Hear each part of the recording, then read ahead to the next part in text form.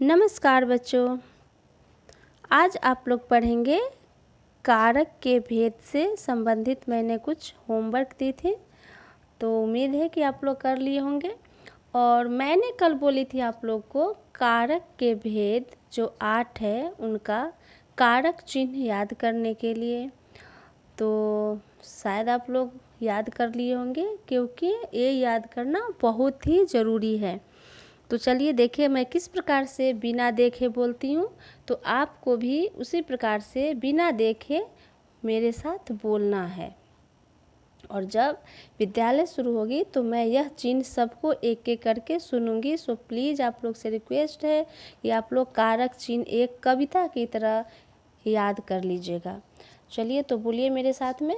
कर्ता ने कर्म को करण से संप्रदान के लिए अपादान से संबंध काके की अधिकरण में पर संबोधन हे अरे।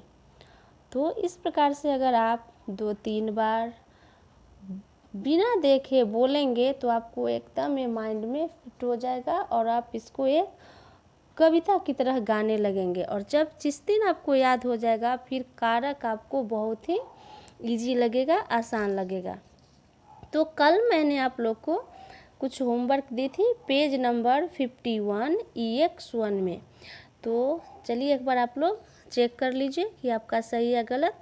कर्ता ने करण से अधिकरण में पर कर्म को, तो चेक किए आप लोग,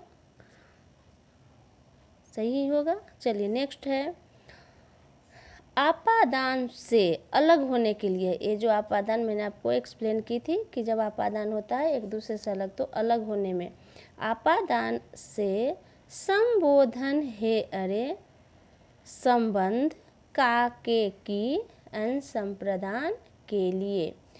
तो किस प्रकार से आपने देखा कि कारक चिन्ह को एक दूसरे से मिलान किया गया है। तो इसलिए दिया गया है कि आप इसे याद करिए, याद करेंगे तो बहुत इजी रहेगा। अब आप कारक चिन्ह को किस प्रकार से सेंटेंस में उपयोग किए हैं वो देखते हैं। स्पाइडरमैन ने इमारत से छलांग लगा दी, सही है सबका। नेक्स्ट है पापा राजा के लिए, पापा राजा के लिए, तो इसमें कौन सा चिन्ह लगेगा, कारक चिन्ह के लिए। पापा राजा के लिए मोबाइल लाए हैं। फलों को धोकर खाना चाहिए, तो यहाँ पर को लगेगा कारक चिन्ह। हाय मैं मर गया, बहुत गर्मी है। देखिए आपको जो ये चिन्ह लगा हुआ है तो ये किसका करता है, वाक्य यह किसका संबोध करता है, संबोधन का। हाय, ये जो चिन्ह लगा हुआ है विस्मादी बोधक का, हाय मैं मर गया, बहुत गर्मी है। मेरी बहन का नाम त्रिशाला है, का संबंध काके की का। वह बस में बैठकर विद्यालय जाता है, तो ये हो गया में। सुधा चाकू से फल काट रही थी। अब है नेक्स्ट है किसान शाम को खेत से वापस आया। तो देखिए दोनों से है, लेकिन ए से है चाकू से, तो से कौन सा से होगा, करण। और शाम को खेत से वो कहाँ आ रहा है, घर आ रहा था। दोनों के बीच में क्या है, दूरी है, अलग अलग हो गया, तो ये हो जाएगा कौन सा, अपादान से। तो इस प्रकार से आप जब एक्सरसाइज करेंगे, थोड़ा सा ध्यान देंगे, तो आपको बहुत ही आसान लगेगा। तो चलिए एक और बता देती हूँ कि आपको एग्जाम में इसी ढंग से पूछा जाएगा विभक्ति चिन्ह के कारक चिन्ह लगाने का, तो ज़रूर इसको याद कर लीजिएगा। अब आगे बढ़ते हैं हम लोग सर्वनाम की तरफ। सर्वनाम, तो आप लोगों ने संज्ञा पढ़े, अब सर्वनाम जानते हैं। सर्वनाम मतलब प्रोनाउन। मेरा मुझ में कुछ नहीं, जो कुछ है वो सो तेरा, तेरा तुझको सौंपते क्या लागे है मेरा। देखा तुमने एक भी नाम नहीं है इनका, सर्वनाम ने ही सर्वनाम ने ही सब कुछ काम कर दिया है। इसमें कोई भी नाम नहीं आया है, मेरा है, तेरा है, तुझको है, उसको है। तो जो मेरा, तेरा, तुझको, ये सब क्या है? सर्वनाम है। तो सर्वनाम के बारे में और डिटेल में जानते हैं। अब सबसे पहले इस पैसेज को पढ़िए। ये जो पैसेज है वो, और उसके बाद हम जब सर्वनाम के द्वारा पढ़ते थे इस पैसेज, कितना दोनों में अंतर लगेगा। चुन्नू मुन्नू आज जंगल घूमने गए। चुन्नू मुन्नू के साथ चुन्नू मुन्नू के पिताजी भी थे। जंगल में पशु पक्षी और पेड़ पौधे भी थे। जंगल में ये सब देखकर चुन्नू मुन्नू का मन प्रसन्न हो गया। तो आपने देखा चुन्नू मुन्नू, चुन्नू मुन्नू, चुन्नू मुन्नू, चुन्नू मुन्नू। जब आप लोग भी कुछ अनुच्छेद लिखते हैं या चित्र वर्णन लिखते हैं तो इसी प्रकार से आप नाम का यूज करते हैं, जो गलत है। हमें संज्ञा सिर्फ पहली बार यूज करना चाहिए, और उसके बाद हम जब सेंटेंस बनाएंगे, वाक्य बनाएंगे, तो संज्ञा पहली बार यूज करने के बाद जब हम दूसरी बार प्रयोग में लाएंगे तो क्या प्रयोग करेंगे? सर्वनाम करेंगे प्रयोग में। तो आपने देखा कितने बार, 4-5 बार चुन्नू मुन्नू आया। अब इसे वाक्य को, ये जो पैसेज है, गद्यांश है, इसको हम फिर से व्याकरण के माध्यम से जानते हैं। परफेक्ट व्याकरण के माध्यम से जो शुद्ध बोला जाएगा तो कैसे होगा, देखिए। चुन्नू मुन्नू आज जंगल घूमने गए, उनके साथ उनके माता पिता भी थे। चुन्नू मुन्नू के साथ तो उनके साथ, चुन्नू मुन्नू के पिताजी भी थे तो उनके पिताजी भी थे। वहाँ पशु पक्षी और पेड़ पौधे भी थे। तो आपने तो यहाँ दिखा दिया था कि जंगल घूमने गए थे, तो हम फिर जंगल में नहीं होगा, वो जंगल के जगह पर हमने क्या प्रयोग किया सर्वनाम में? वहाँ पशु पक्षी और पेड़ पौधे भी थे। ये सब चर्चा कहाँ का चल रहा है? जंगल का। तो हम फिर जंगल नहीं लिख के यहाँ क्या कहेंगे? वहाँ। ये सब देखकर चुन्नू मुन्नू, फिर से चुन्नू मुन्नू आया तो हम चुन्नू मुन्नू की जगह सर्वनाम का क्या प्रयोग करेंगे? उनका मन प्रसन्न हो गया। तो आप लोगों ने देखा कि फर्स्ट टाइम सिर्फ हमने संज्ञा यूज किया और उसके बाद हम हर जगह पे क्या प्रयोग में लाए? सर्वनाम। तो ही होता है सर्वनाम। तो चलिए देखते एक बार। पहले गद्यांश को दे पढ़कर आपको अटपटा लगा होगा, तो कुछ अलग लगा। क्यों? क्योंकि एक से नाम शब्दों के बार बार प्रयोग से भाषा की सुंदरता समाप्त हो गई थी। जैसे आप लोगों ने पहला पढ़ा था, बार बार चुन्नू मुन्नू, चुन्नू मुन्नू, चुन्नू मुन्नू, जंगल आए, तो क्या होगा? इसको पढ़ने में थोड़ा सा अजीब लगा, अच्छा नहीं लगा। लेकिन जब दूसरे गद्यांश में हमने संज्ञा के स्थान पर ये उनके, वहाँ, उनका शब्दों में वाक्य को प्रभावी और क्या बना दिया? सुंदर बना दिया। तो जो हमने उनके, वहाँ, उनका लगाए, वही हमारा संज्ञा के जगह पर लगाए, वही क्या कहलाता है? सर्वनाम कहलाता है। तो चलिए एक बार सर्वनाम का डेफिनेशन जानते हैं, परिभाषा जानते हैं कि क्या होता है। संज्ञा के स्थान पर प्रयोग किए जाने वाले शब्दों को सर्वनाम कहते हैं। संज्ञा, जो संज्ञा होता है, संज्ञा क्या होता है जो आप लोग पढ़ चुके हैं। दुनिया में जितनी भी चीज़ें के नाम है वो सब क्या है? संज्ञा है। तो उस संज्ञा के जगह पर हम जब क्या प्रयोग करेंगे? दूसरे शब्दों को, जो संज्ञा के जगह पर जो हम प्रयोग करेंगे दूसरे शब्द, वही हो जाएगा सर्वनाम। तो अब जानते हैं संज्ञा की जगह पर हम सर्वनाम कैसे प्रयोग करते हैं। एक बार चलिए पढ़ते हैं सर्वनाम के भेद।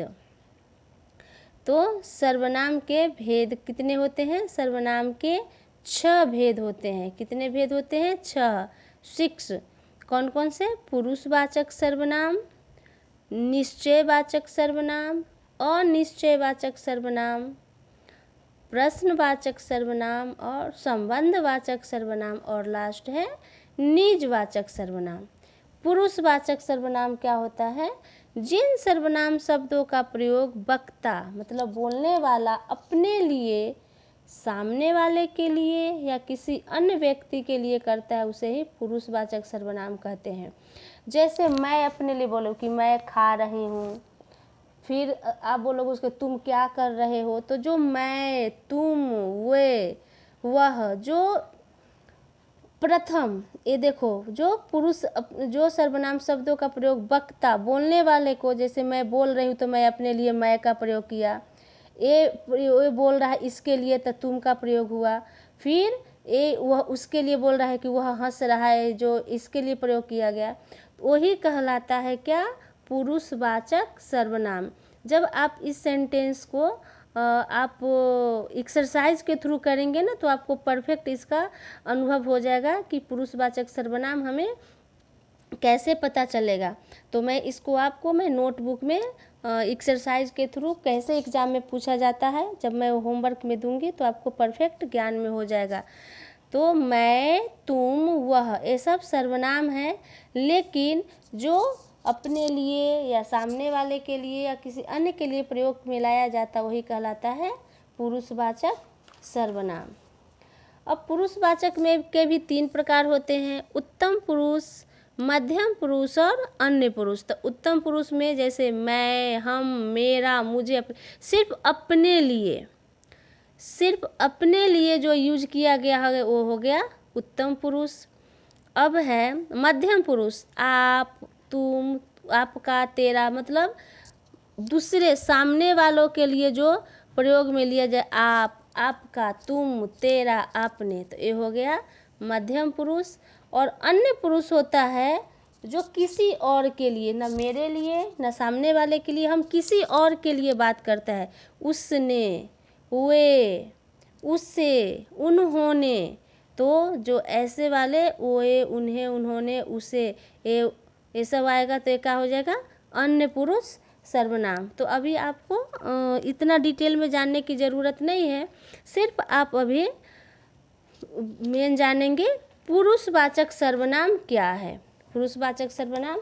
अब दूसरा आ जाता है नंबर 2 में निश्चयवाचक। निश्चय, आप इसको सुन के होता है कि अरे मैंने तो निश्चय किया है कि मैं यह करूँगा, तो वही निश्चित, कोई काम के लिए जब हम कोई काम के लिए निश्चित बातें करते हैं वही हो जाता है निश्चयवाचक।